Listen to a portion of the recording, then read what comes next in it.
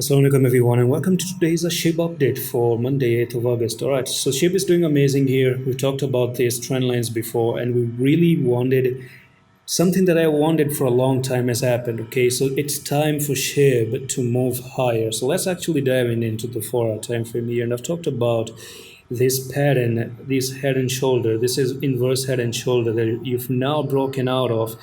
And there's a falling wedge here. You're looking to come down. It didn't go back to the technical target. Bitcoin got bullish and we broke out of the inverse head and shoulder. So now that was your left shoulder, the head here, the right shoulder. It's pretty much a clear breakout right now. And you've already back tested the thing. So what's the next technical target that we're talking about SHIB at the moment? So if I do take the trend line here and take it from the top to the bottom, we're looking for SHIB to basically go to a technical target of 1482 right there.